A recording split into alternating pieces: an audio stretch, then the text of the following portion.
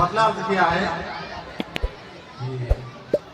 جب درے شاہ امم پر حاضری ہو جائے گی، جب درے شاہ امم پر حاضری ہو جائے گی، زندگی کہنے کے قابل زندگی ہو جائے گی۔ بے شک جب درے شاہ امم پر حاضری ہو جائے گی، زندگی کہنے کے قابل زندگی ہو جائے گی۔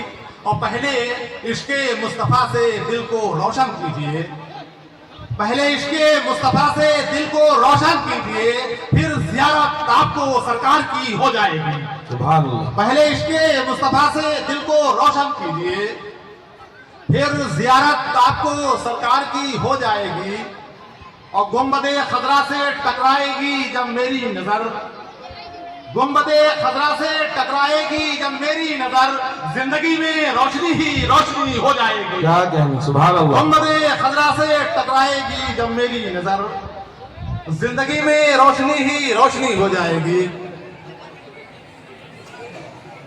کہ موت کے آنے سے پہلے فکر عقبہ چاہیے، موت کے آنے سے پہلے فکر عقبہ چاہیے، ورنہ محشر میں بڑی شرمندگی ہو جائے گی۔ موت کے آنے سے پہلے فکر عقبہ چاہیے، ورنہ محشر میں بڑی شرمندگی ہو جائے گی۔ اور نعت کہنے کا سلیقہ آ گیا جس دن قمر، نعت کہنے کا سلیقہ آ گیا جس دن قمر، مستند اس روز میری شاعری ہو جائے کیا گی۔ کہنے، سبحان اللہ۔ بے شک جب درے شاہ امم پر حاضری ہو جائے گی، زندگی کہنے کے قابل زندگی ہو جائے گی۔ بہت بہت شکریہ۔ حضرات گرامی، آپ جانتے ہیں اور بہت ہی سعادتوں کی بات ہے قصبہ فتح پور اور اس کے اطراف کے مسلمانوں کے لیے جو اتنا بڑا جم غفیر آپ کے سامنے موجود ہے۔ یہ سارا کا سارا اگر ہندوستان کے اندر کسی علمی مرکز کے اوپر اتفاق رکھتا ہے تو وہ ایشیا کا عظیم دینی مرکز ازہر ہند دارالعلوم دیوبند ہے۔ اس کے بارے میں کسی شاعر نے کہا تھا، کوہسار یہاں تک جاتے ہیں، طوفان یہاں رک جاتے ہیں، کوہسار یہاں تک جاتے ہیں، طوفان یہاں رک جاتے ہیں، اس کاخ فقیری کے آگے شاہوں کے محل جھک جاتے ہیں۔ آج اسی عظیم دینی درسگاہ کے عظیم محدث، عظیم ذمہ دار اور بہت ہی بلند و بالا شخصیت، محاسن اخلاق سے اور ہمارے مربی، ہمارے سرپرست حضرت اقدس حضرت مولانا مفتی محمد راشد صاحب اعظمی دامت برکاتہ العالیہ ہمارے درمیان تشریف فرما ہے۔ میں اپنے اساتذہ کی جانب سے، ہمارے ذمہ داران جو اس وقت موجود ہیں، ان تمام حضرات کی جانب سے حضرت والا کا تہہ دل سے استقبال کرتا ہوں۔ ایک مرتبہ پھر جو ہمارے احباب اس راستے کے اوپر کھڑے ہوئے ہیں ان سے درخواست کرتا ہوں کہ آپ سامنے تشریف لے آئیں، اور میں اپنے ان ساتھیوں سے بھی درخواست کرتا ہوں جو یہاں پر بھیڑ لگا کر کھڑے ہوئے ہیں، آپ اسی برآمدے کے اندر بیٹھ جائیں، چاہے کرسیاں ڈال لیں یا ایسے ہی بیٹھ جائیں، یہ کھڑے ہونے کا ماحول نہ بنائیں۔ اب ہم چاہتے ہیں کہ بیچ میں نہ حائل ہوتے ہوئے، آج حضرت والا کو سفر کے اندر بڑی زحمت ہوئی جس کے اوپر ہم نادم و شرمندہ ہیں، اپنی غلطی کا اعتراف کرتے ہیں، احساس کرتے ہیں۔ اب میں چاہتا ہوں کہ اس بلند و بالا شخصیت اور اس عظیم محدث اور اس عظیم ذمہ دار کو آپ کے سامنے روبرو کروں۔ میں آواز دیتا ہوں ترجمان اہل سنت حضرت اقدس مولانا مفتی محمد راشد اعظمی صاحب، جو اپنی ذات میں ایک انجمن ہے اور جس کے بارے میں شاعر کا یہ شعر بالکل صحیح ہے کہ کوئی بزم ہو کوئی انجمن، یہ شعار اپنا قدیم ہے، کوئی بزم ہو کوئی انجمن، یہ شعار اپنا قدیم ہے، جہاں روشنی کی کمی ملی وہی ایک چراغ جلا دیا۔ اس شعر کے ساتھ میں درخواست کرتا ہوں حضرت اقدس مولانا مفتی محمد راشد صاحب اعظمی دامت برکاتہ العالیہ سے کہ حضرت والا اپنے ایمانی اور عرفانی بیان سے ہم سامعین کو مستفید فرمائیں۔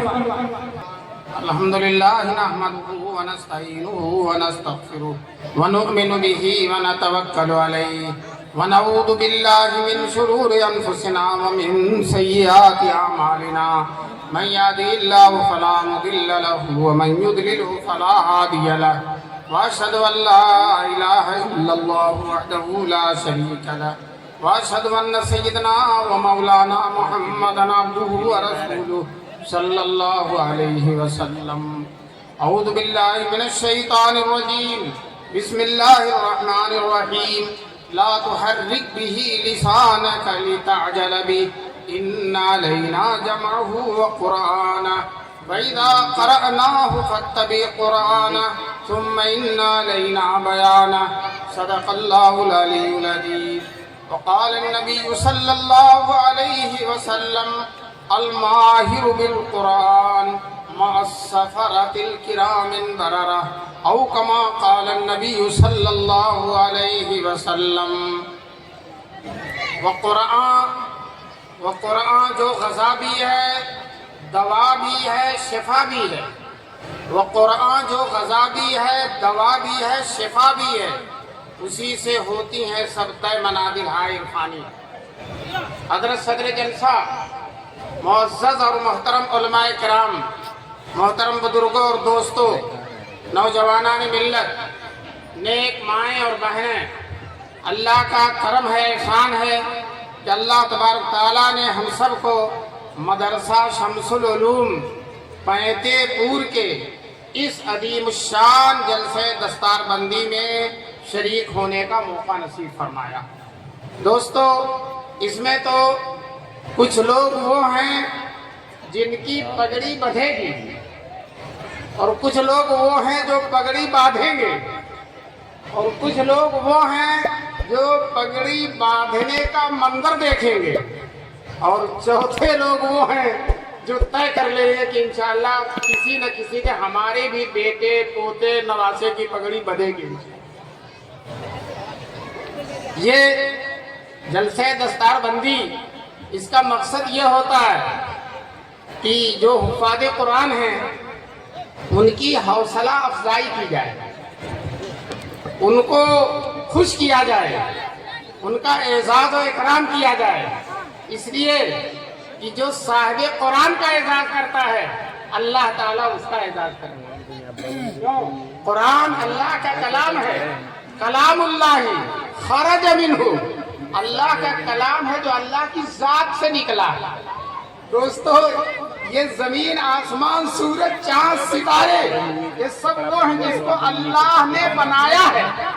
اور قرآن وہ دولت ہے، وہ سرمایہ ہے، وہ چیز ہے جو خود اللہ کی ذات سے نکلا ہے، اللہ کی ہستی سے نکلا ہے. چنانچہ جو ہے ابھی میں نے جو آیت پڑھی تھی، آیت میں اللہ تبارک تعالیٰ رسول پاک صلی اللہ علیہ وسلم سے فرماتے ہیں، دیکھیے یہ ہمارے بچے، انہی بچوں کی پگڑی بدھے کی گئے جو بیٹھے، یہ اتنے سارے بچے ہیں کہ میرے لیے گننا دشوار ہے، میں گن نہیں سکتا. ہو سکتا ہے مدرسے والوں کے پاس لسٹ ہوگی لیکن وہ لسٹ کم سے کم 80-90 سے کم نہیں ہوگی. 200 بچے. واہ واہ واہ. ابھی تو اس سال جتنے جلسوں میں گیا ہوں سارے بڑے سے بڑے جلسے 150 تک پہنچے ہیں، 150 بچوں تک پہنچے ہیں. اور آج یہ جلسہ ماشاءاللہ 200 بچوں کی اس میں دستار بندی ہوگی. یہ مدرسے کی عظیم الشان خدمات کا ایک ہلکا سا جلوہ ہے. اللہ تبارک تعالیٰ اس مدرسے کی عظیم خدمات کو قبول فرمائے. اور یہ مدرسہ، ابھی میں مدرسے کے حالات دیکھ رہا تھا، شمس العلوم واقعتاً اسم بامسمہ ہے اور علوم کا سورج ہے. 1941 میں آزادی سے پہلے انگریزوں کے دور میں قائم ہوا. اس مدرسے اور دارالعلوم دیوبند کی میں یہ مناسبت ہے کہ دارالعلوم دیوبند